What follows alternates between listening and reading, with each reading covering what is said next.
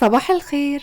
حد يتخيل ان الجمال ده معمول في البيت وب3 مكونات بس، من غير حليب مكثف محلى ولا شوكولات ولا كريمة خف ولا حتى لبن بودرة؟ حاجة بسيطة جدا وبتطلع معانا قوام كريمي خطير من غير بلورات تلج، اقتصادي وبيعمل كمية كبيرة من غير اي تعقيد. كمان هنعمله ب3 طرق تقديم: البولة العادية والميجا والكونو زي ما شفتم في البداية، وهقول لكم كمان ازاي تحولوا الايس كريم لكونو بكل بساطة بادوات من البيت من غير اي تعقيد. وزي ما جربتم معايا ايس كريم الفانيليا والكراميل وعجبكم جدا، جربوا معايا كمان ايس كريم الشوكولات لاني متأكدة انه هيعجبكم قوي. في كسرولة على البارد حطيت كوباية من الحليب، نص كوباية من السكر الحبيبات، وعليهم 3 معالق كبار بس مش هرميين من الكاكاو الخام. هقلبهم بالمضرب اليدوي عشان اتخلص من اي تكتلات في الكاكاو.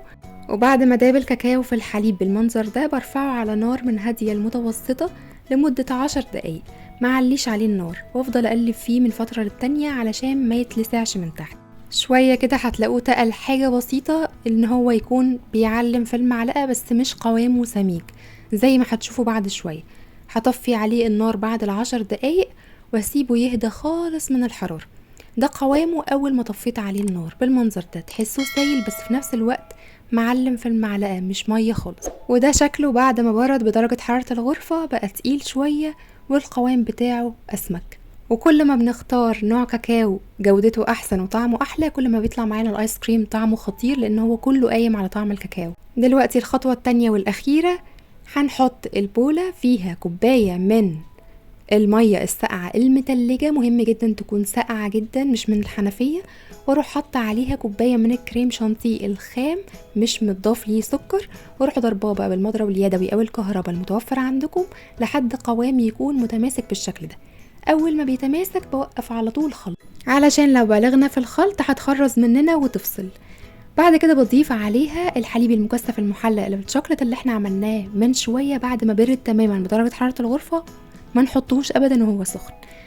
بخلطهم مع بعض، اول ما بيندمجوا مع بعض بطفي المضرب بتاعي، وبكده بقى عندنا ألذ ايس كريم شوكولات، مع اننا ما استخدمناش اي شوكولات فيه، بس طعمه غني جدا وكريمي وخطير. بحط الايس كريم في علبة محكمة الغلق بالمنظر ده، ورشيت على الوش اي نوع من المكسرات لو متوفر عندكم او سادة خالص، واقفل العلبة وادخلها الفريزر لمدة ليلة، وبعد كده اقدمه بألف هنا وشفا. الطريقة التانية للتقديم ان احنا نعملها كونو، سواء هنشتري بسكوتة الايس كريم من بره جاهزة او هنعملها في البيت. بغلفها كده بالشوكولات من جوه زي ما انتم شايفين، بجيب اي نوع شوكولات واعمله حمام بخار وادهن الكونو بيه من جوه واسيبه يتماسك بدرجة حرارة الغرفة. ايه فايدة الطريقة دي؟ ان هي بتكون عازل ما بين الايس كريم والبسكوتة، فلما بتدخل تتماسك في التلاجة البسكوتة بتفضل مقرمشة ومش بتطرى زي اللي بنشتريها من بره بالظبط. علشان نعمل شكل الكونو بقى بنجيب ورقة زبدة مجوز 2 على بعض، وبعملها قرطاس كده على الكونو من بره وبقفلها بالسولوتيب، وبعد كده بحط الايس كريم في اي كيس حلواني وبضغطه جوه الكونو بالمنظر ده. وهو علشان الايس كريم اصلا كريمي مش سايل فبيبقى جميل وما بيبوظش منكم خالص، بيطلع زي اللي جايبينه من بره واحلى كمان بالمنظر ده. بعد كده بوقفه في اي كوباية كده في الفريزر لحد ما يتماسك ويبقى خطير زي ما شفتوه في البداية. الشكل الثالث وهو ايس كريم الميجا، بيكون في قوالب كده سيليكون بتاخد الشكل من غير اي مجهود، مش غالية خالص، متوفرة عند محلات الادوات المنزلية. حطوا جواها الايس كريم بمعلقة او بكيس حلواني عشان يسهل عليكم اي طريقة. وبعد ما اخلص كل الكمية بخبط كده القالب بتاع السيليكون على الرخامة علشان لو كان في اي فقاعات هواء او فراغات تتملى كده وتكون مظبوطة. وبعد كده بروح جايبة اي حاجة مسطحة، سكينة او اي حاجة، واروح مسحة بيها كل الزيادات بالشكل اللي هتشوفوه دلوقتي. بفضل اعمل كده لحد ما تكون نظيفة خالص بالمنظر ده. بعد كده بدخل فيها العصاية الخشب دي وادخله الفريزر لحد ما يتماسك، وبكده بقى عندنا ألذ ايس كريم ميجا. لو مش متوفر عندكم القالب ده ممكن تستخدموا اي كوباية بلاستيك اللي هي الاستخدام المرة الواحدة، تكون صغيرة في الحجم وتعملوها بنفس المعاملة. ده الكونو بعد ما تماسك في التلاجة. قبل ما بقدمه لكم على طول حطيت شوية من الشوكولات كده تكون سايحة على حمام بخار على الوش، وشوية سوداني عشان يدي نفس الشكل الجاهز. شايفين الجمال والحلاوة؟ مفيش احلى من كده، واللي هيشوفه استحالة يصدق انه معمول في البيت. كريمي وخطير، والبسكوتة مقرمشة بسبب ان احنا كنا مغلفين الكونو كويس جدا بورق الزبدة.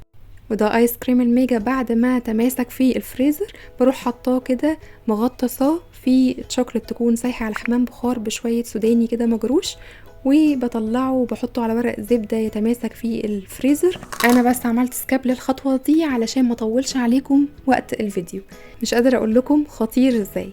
وده الشكل الثالث البوله اللي ما عندوش وقت يعمل لا ميجا ولا كونو، خطير برضو. اللي لسه ما اتفرجش على ايس كريم الفانيليا والكراميل اللي عملناه مع بعض قبل كده فايته كتير، هسيب لكم اللينكات بتاعتهم تحت في صندوق الوصف عشان تتفرجوا عليهم. وفي النهايه اتمنى من كل قلبي ان الوصفه تكون عجبتكم. كنت معاكم نسمة الخياط، استنوني فيديو جديد من وصفاتي، وما تنسوش اعملوا سبسكرايب للقناه وفعلوا الجرس عشان يوصل لكم كل جديد، ولايك وشير. باي باي.